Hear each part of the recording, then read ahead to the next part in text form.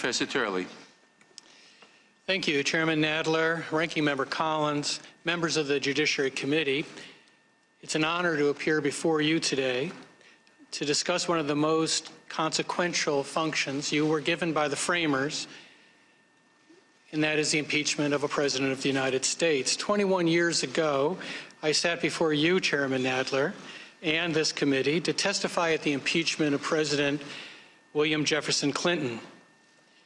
I never thought that I would have to appear a second time to address the same question with regard to another sitting president. Yet here we are. The elements are strikingly similar. The intense rancor and rage of the public debate is the same. It's the atmosphere that the framers anticipated. The stifling intolerance of opposing views is the same. I'd like to start, therefore, perhaps incongruously, by stating an irrelevant fact. I'm not a supporter of President Trump. I voted against him.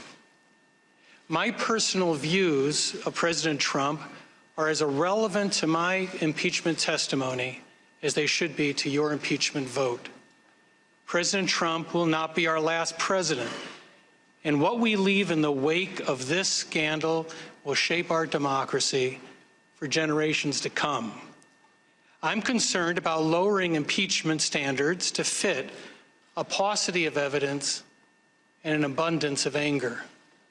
I believe this impeachment not only fails to satisfy the standard of past impeachments, but would create a dangerous precedent for future impeachments. My testimony lays out the history of impeachment from early English cases to colonial cases to the present day. The early impeachments were raw political exercises using fluid definitions of criminal and non-criminal acts. When the framers met in Philadelphia, they were quite familiar with impeachment and its abuses, including the Hastings case, which was discussed in the convention, a case that was still pending for trial in England. Unlike the English impeachments, the American model was more limited, not only in its application to judicial and executive officials, but its grounds.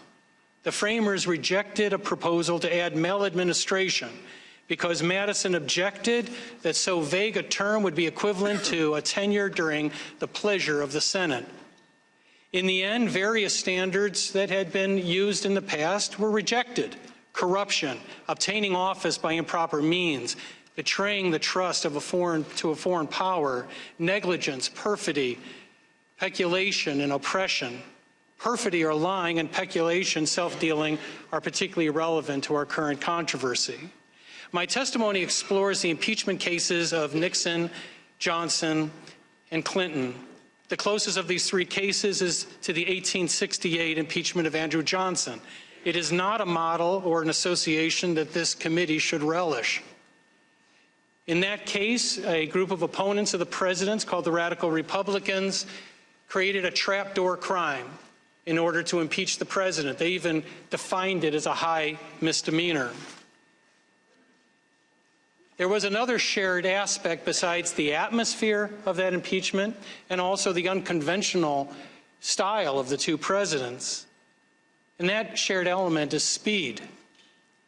This impeachment would rival the Johnson impeachment as the shortest in history, depending on how one counts the relevant days. Now, there are three distinctions when you look at these, or three commonalities when you look at these past cases. All involved established crimes. This would be the first impeachment in history where there would be considerable debate, and in my view, not compelling evidence of the commission of a crime. Second is the abbreviated period of this investigation, which is problematic and puzzling. This is a facially incomplete and inadequate record in order to impeach a president. Allow me to be candid in my closing remarks, because we have limited time. Right? His call was, no, it's wrong because this is not how you impeach an American president.